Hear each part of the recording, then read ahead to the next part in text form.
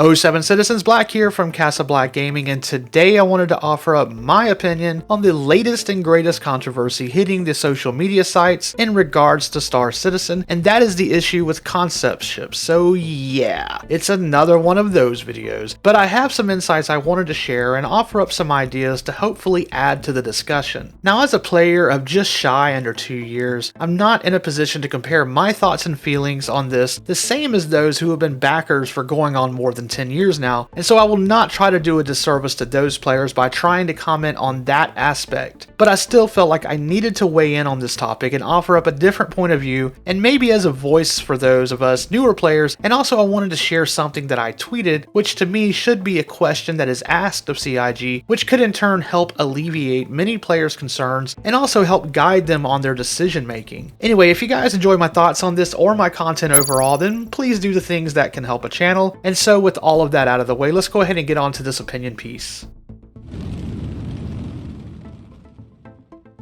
Alright, so to begin with, and not to spend too much time here, for those who are newer to the verse, concept ships are just what they sound like. Ships that CIG have done some preliminary specs for, which might include some fancy artwork that is meant to entice players to want to back some new ship that they feel is needed in the verse. And to be honest, even though there are currently over 200 ships, there are still many holes that need and even can be filled. I have gone on record many times now saying that I think many of the ship brands should have almost every type of ship out there, especially the lower tiered and starter ships, so that a player can kind of take that path of sticking to one ship brand for most of their needs, with of course some exceptions for when a certain manufacturer cannot handle certain tasks. So for instance, you should probably never see an Origin mining ship, etc. But for the most part, I'd personally like to see each brand have a starter ship and then continue on down the line through the medium to large ships that do your basic daily driver type of stuff. So yeah, I definitely am on the side of fleshing out the verse with more ships. But also there are just many roles that still need filling, so yes, the game definitely needs more ships. Where I think the disconnect comes from in terms of CIG is what ships they should announce versus the needs of the game versus just using their damn heads so they don't come off as greedy, shady, corporate turds. When you look at the backlog of ships as someone posted on Reddit, you can clearly see why there is a cause for concern. But you also can see that the majority of these ships are either lacking in gameplay loops now that would make them little more than space playgrounds for players, or simply just aren't feasible with the current tech limitations in the game. And then there's also the issue of some of them being meant to be fully explored within Squadron 42 first, before they're released live into the persistent universe. To get back to the question at hand though, what are concept ships? Well, they were meant to be a way to sell hype and thus ships to help fund the game, but unfortunately, because of delays within the game itself, there are many ships left on the table that are not finished yet and that have been sitting on the sidelines for far too long, which is a shame and has created some very real and well-deserved animosity between the devs and the players, and also doesn't look good when you're on the outside looking in.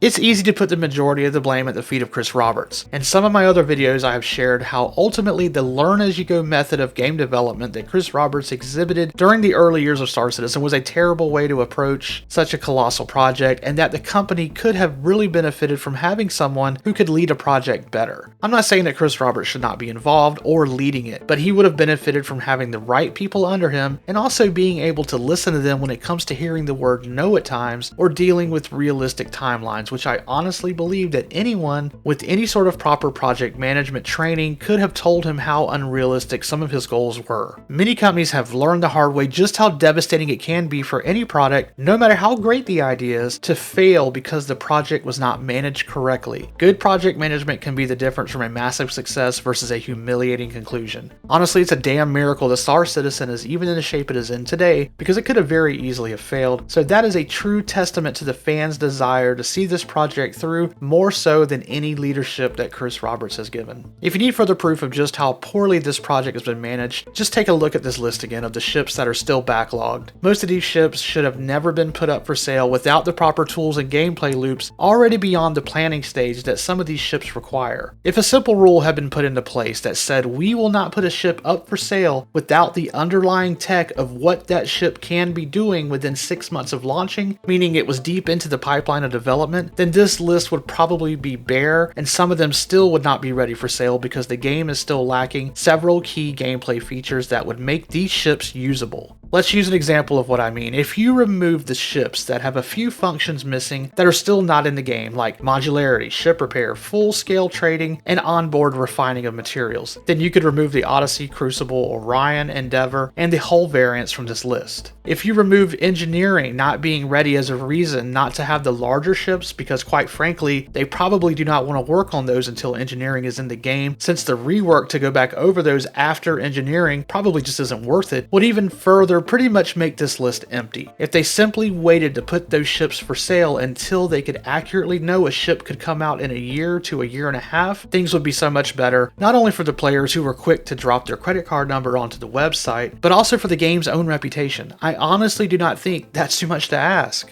Speaking of players and their wallets, I read some comments saying that players are also to blame because they do not speak with their wallets enough, so CIG is just going to keep doing this. Well, there is a point there, but there's also another valid point being that it might not just be the majority of older players who have been burnt by these concept sales, but all the newer players who simply don't know any better. The game is picking up new players each year, and according to Chris Roberts himself, more people than ever played Star Citizen this year. I mean, I just watched one such player who was coming to the Star Citizen universe this year with a bang, that being Ollie. And in his video he just released, he says that he knows he's part of the problem, and yet he's not going to stop spending. He just can't help himself. He's excited. Now, while he does understand that there are concepts that have been waiting for years, and in fact, I'm pretty sure he bought at least one, if not more of those that are not on the roadmap, with no sign of them making their way to the roadmap. So what does that tell you? It clearly shows that he and even his audience and more new players are going to keep this cycle going, even if OG players are refusing to put more money down until the ship is released, which is a very common sentiment. It's not stopping these new players who are still filled with hype and wonder from putting their new money into the game, and that's who CIG is after right now. All companies would rather have new money over old, so they're going to continue to do it, so the fault lies with both, but definitely mostly CIG here.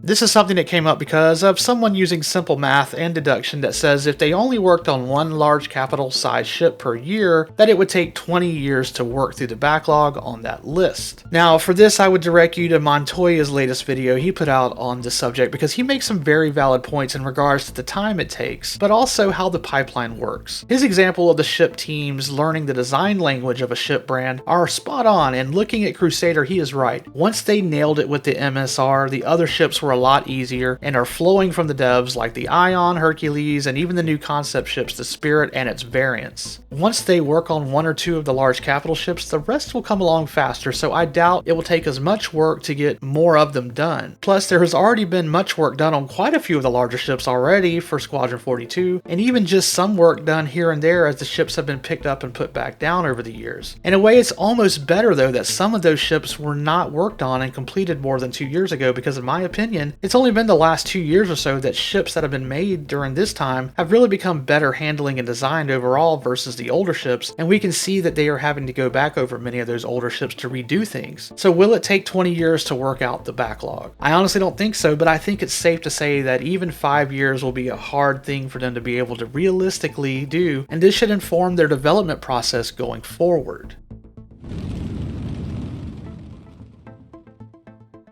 So on Twitter, in response to this topic, I posted a question that I think should be answered by CIG, but never will. But for some of those concept ships they are showing off, most notably the new RSI Galaxy unveiled today, the ship has some similar features to the Expanse and the Apollo, and I happen to have the Expanse as the only in-concept ship I've put money on, but have thought about doing the Apollo as well. But my question is, which ships will be ready first? The Apollo and Expanse or the new Galaxy? Because if it's the new Galaxy, then I would rather just buy it and forget the other two, since this one ship can do it all, and I'd maybe save some money doing it over 2 or 3 ships. With so many ships now sharing roles, how is it fair to not give people this kind of information so they can make a better decision on how they're going to spend their money? I like doing cargo too, so the modularity of the Galaxy does it for me as a total package, but then again, what are the drawbacks or advantages over choosing the Galaxy over the Expanse or the Apollo? And will that major advantage just be the time these ships are released? I mean, sure, I could just go for the most expensive ship, the Galaxy, give CIG more of my money, and then if the Expanse and Apollo comes along first, I could just melt it down to buy those. But with so much money being spent, I honestly think we have the right to know a little timeline of when these ships are expected, and at the very least, which one with similar roles should we expect first to come along.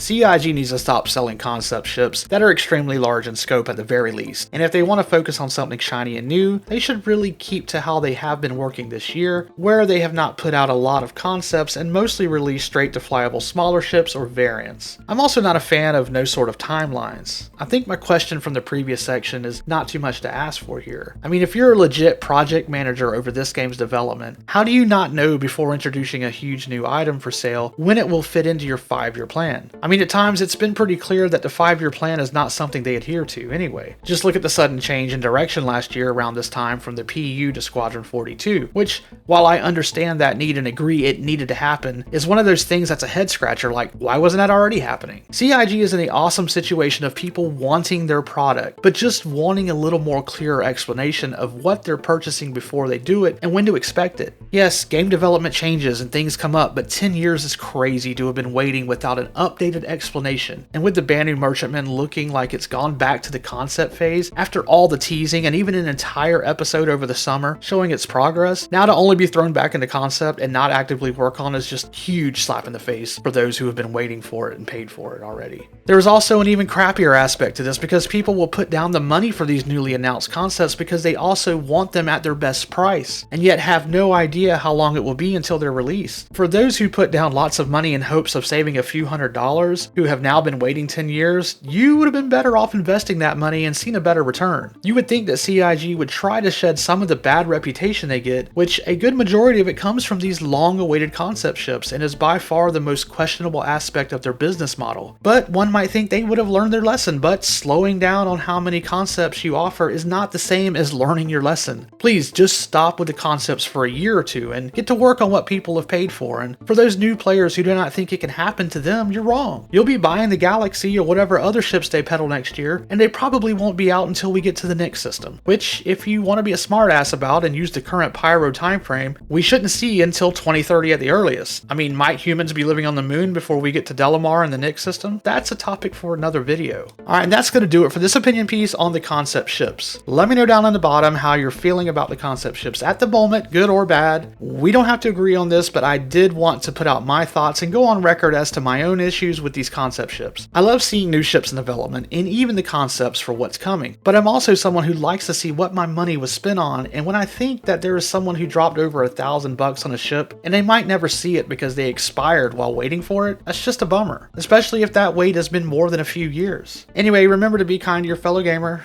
don't get caught up in the FOMO, and stay positive, citizens.